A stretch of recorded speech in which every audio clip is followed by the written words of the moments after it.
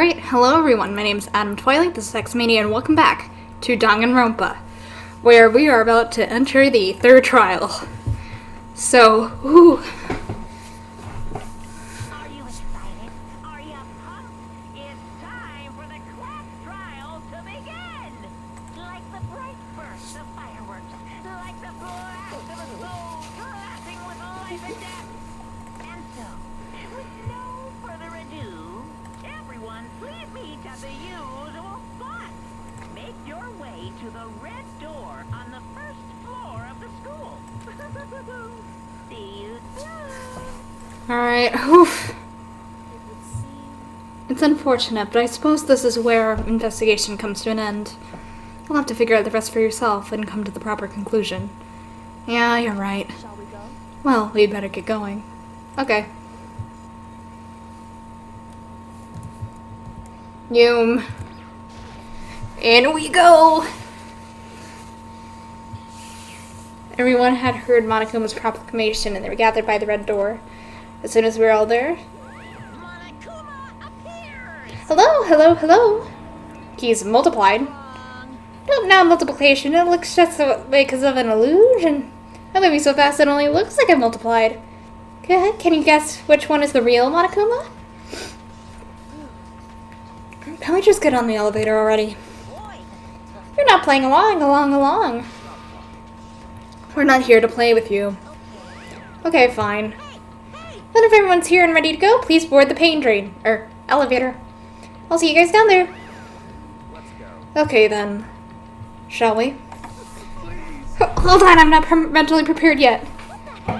You'll never be mentally prepared. You can't run away anymore. You're gonna pay for your sins. I told you already.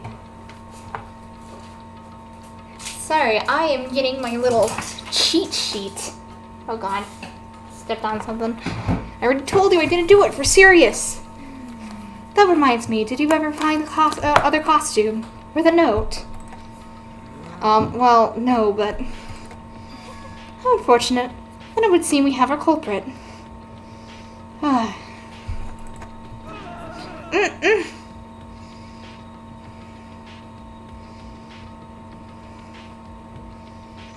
Sorry, I'm just pulling up the walkthrough because I don't trust this.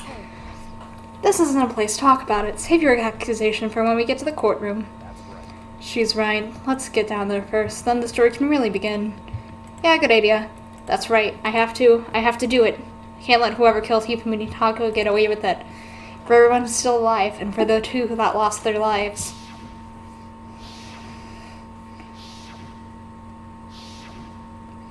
The one who killed Hifumi Taka, the one who killed two of our friends, the killer is... someone right here. Okay.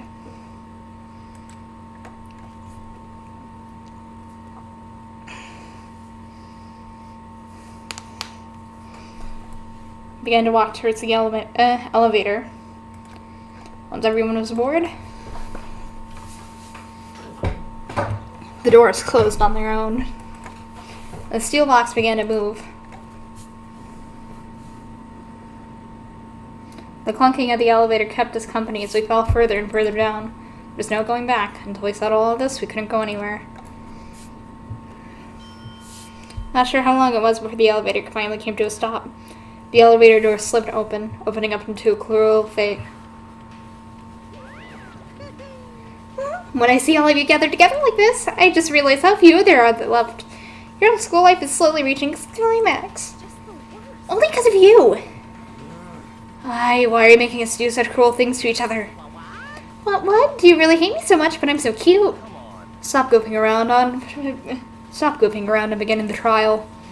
Don't rush me, of course I'm going to start it. I'll never be like, stay tuned for the action-packed class trial after this commercial break. I never hold out on you like that. Okay, let's begin. Get to your assigned seats. Well, I personally had a commercial break. I had dinner. So, deadly judgment, deadly deception, deadly betrayal, deadly riddle, deadly defense, a deadly faith, a deadly class trial. Boom. Yes, I'd like to save.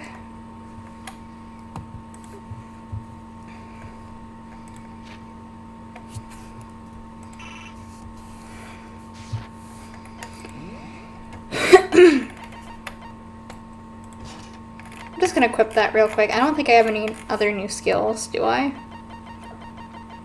No.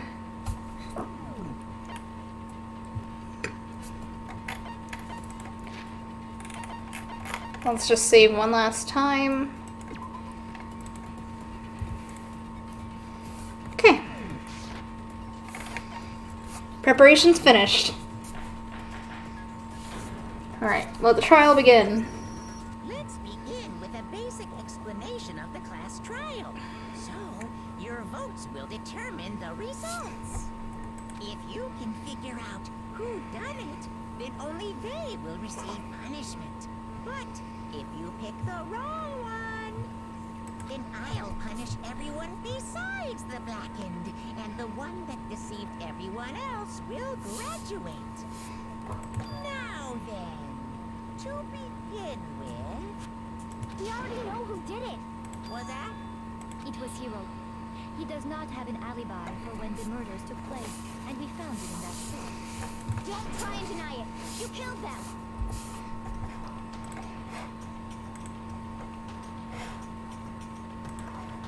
I didn't! Someone knocked me out! I was asleep the whole time! I don't know anything about it! Shut your murdering mouth, murderer!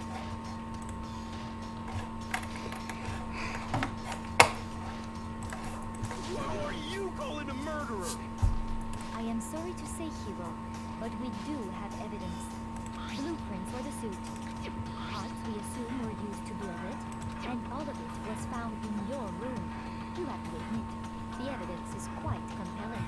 It points to you as having created the suit and wearing it while committing crime after crime. How many times do I have to tell you? I don't know! Is Hero really the killer, or before anything else, we have to make that clear.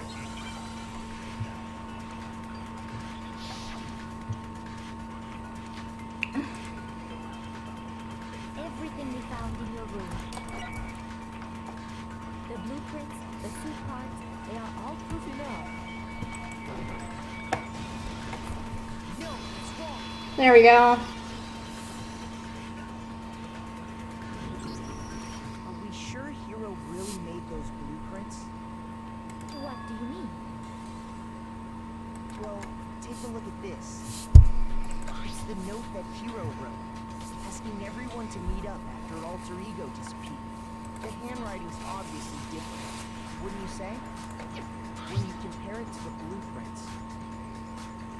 There's no way you could think the same person made both of them. Unless that person made it a point to disguise their handwriting. No, the differences are bigger than that, I think. Come on! I'm not smart enough to think of trying to change my handwriting anyway. So Makoto, are you saying you don't think Hero's the culprit? And he's not the only one. I think Hero's innocent as well. Then who was in that Robo-Justice suit? Is it like Hero said? Was there really someone running around in a second? The suspicious individual hidden within the suit. Go ahead, Makoto. Tell them who it was. And of course he passes that off to me. Who was in the Robo-Justice suit?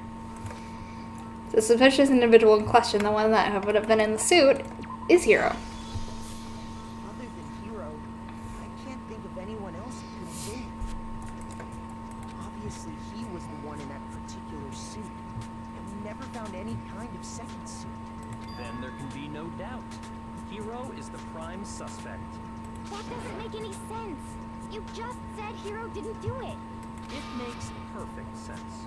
Hero was the suspicious individual in the suit, but he's not the culprit. So what you're saying is... That's right. The culprit in this case has nothing to do with being in the Robo-Justice suit. What? Now that's a bold assumption. And what reason do you have to make such a statement? You do have a reason, yes. Of course.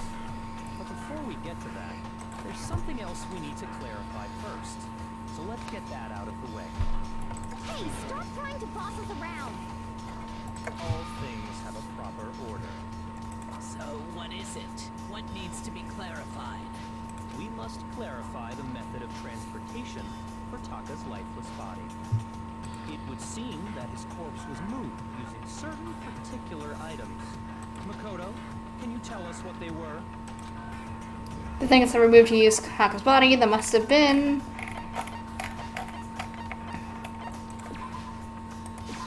I got it! There's still one more thing.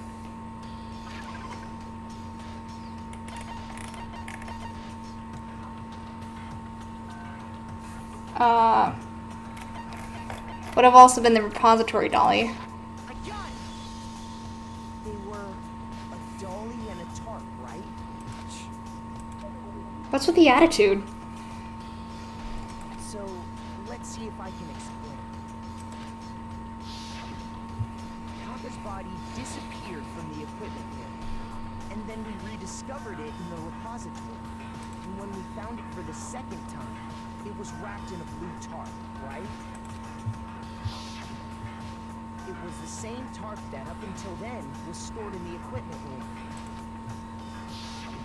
So the killer must have seen it there, and decided to use it when they moved Taka's body. That way, they wouldn't leave any bloodstains while they were moving it. Okay, that explains the tarp. And the dolly? Same thing. I'm sure the dolly was in the equipment room when we first found Taka's body. But when the body disappeared, so did the dolly. Later, when Taka's body reappeared in the repository, so did the dolly. In other words, you think they used the dolly to move the body, am I right? But are you sure you are not mistaken? Are you absolutely positive the dolly was in the equipment room when we found Taka's body? Celeste is about to gaslight us again. The dolly was made specifically for moving large objects between the repository and the art room. It would be very strange indeed to discover it had made its way to the equipment room. Is it not possible that it was in the repository all along, and you simply didn't realize it? She's raised an objection. How do you respond? There is no shame in being wrong, and nobody expects much from you anyway. We have all accepted the fact that you rarely understand what is going on around you. Wow, I've never had anyone sound so nice while sounding so mean. Maybe I can change their mind. Maybe I can just explain to them why the dolly must have been moved from the equipment room to the repository. Tell me about this. Reloading. One more ingredient. Need the tempo marker, you'll see your ammo count. Up until now, there hasn't been a limit on how you can destroy your opponent's statements. But now on, just locking and pressing the lock mouse button won't be enough to handle them. One bullet to destroy a single remark. Once you run out of bullets, you can't destroy any more statements, no matter how locked on you are. Or you can reload by using the tab key. To press tab key in time with the tempo marker. Tab key now has a function. Automatic reload at the start of fever time and your ammo will not decrease. Went up to... Alright.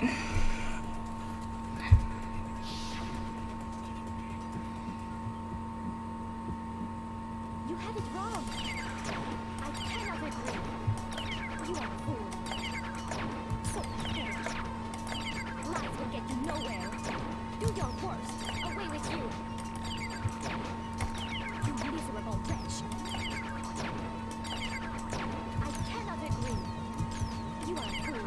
Lies will get you nowhere. Do your worst. You miserable wretch. You have it wrong. I cannot agree. You are a fool. So pathetic. Lies will get you nowhere. Do your worst. Away with you. You miserable wretch. I cannot agree. You are a fool. Lies will get you nowhere. Ah, I am struggling. Do your worst.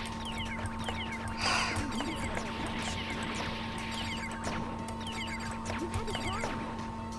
I cannot agree. You are a fool. So pathetic. Lies will get you nowhere. Do your worst. Away with you. I cannot agree.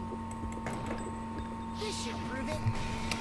There we go. I can't believe I managed to survive that, my god.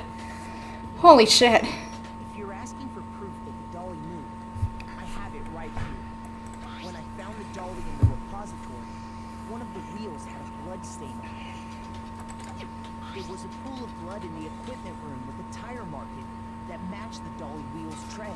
The killer probably rolled the dolly through the blood on accident as they wheeled the body out of the room. And as the blood dried on the tire, they moved the body into the repository. So there's my proof that the dolly was used to move Taka's body. Jeez, does Celeste really hate me that much? Well, anyway, that was just something we had to get out of the way. Let's get back to the main subject. Yeah, the subject of how Robo-Justice didn't do it. Because if it's not a killer robot, then what kind of robot is it? I'm not sure that really matters. I'd be happy to explain why the occupant of the suit couldn't possibly be the killer. If you look back on how the body was transported, it will become immediately obvious. If you look at how the body was moved, it'll be clear what they mean by that.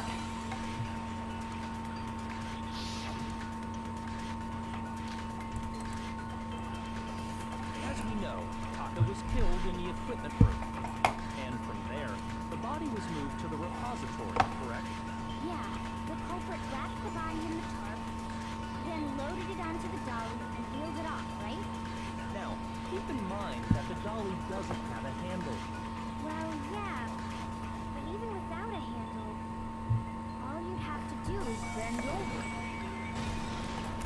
No, it's wrong. There we go. You're absolutely right that you could push a dolly without a handle if you stoop down low. But if you were wearing that suit, do you think you could actually get into a position like that? What do you mean? Think back to what you said when we were all checking out the suit together. Remember? And blood is bad in here. I can't see my feet at all. I'm surprised it got anywhere in this thing. I'm telling you, it wasn't me. Not to mention, you totally can't bend at the waist. Seems like a pretty obvious oversight. When you're in that suit, not only can you not see your feet, but you can't even bend at the waist. Am I right about that? Now that you mention it, yeah. It seems like it'd be awfully hard to push that dolly if you couldn't bend over. Well, what's to stop you from simply pushing the dolly with your feet? When you can't even see your feet? You really think someone could kick the dolly all that way? Yeah, it'd be totally impossible. Not that I can say for sure myself. On top of that, if you were wearing such a rigid, cumbersome suit, it's very unlikely you would have the dexterity to go about wrapping the body in a tarp. Well, I mean, isn't that just a matter of taking off the suit when you're ready to move the body? There's absolutely no chance this costume was taken off to remove the body because you can't take it off by yourself. I don't think taking off the suit was an option. If you remember, I don't know what's up with the thing, but I can't actually get it off. A little help. Why would you need to make? Why would you make something you can't take off by yourself? You didn't make this stupid freaking thing. There's a clasp on the back that's keeping you from getting it off. It's pretty sturdy. I don't think you can get it off on your own. We don't really have a choice, but let's help him. That's true. It seems impossible to put the suit on or take it off without help. Then, you really can't take it off by yourself? Hero wasn't just making it up? Of course I wasn't making it up. if he could have gotten it off by himself, I don't think he would have let us see him wearing it. Showing up in the suit was basically an invitation for everyone to suspect him. Yeah, that's right.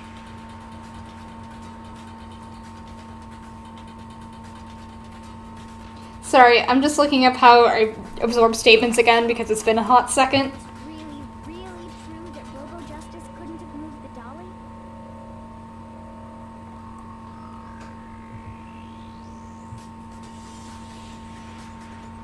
To be clear, whoever did move the body, it couldn't have been Hero in the robot suit, correct? No, wait. Just a second, if you please.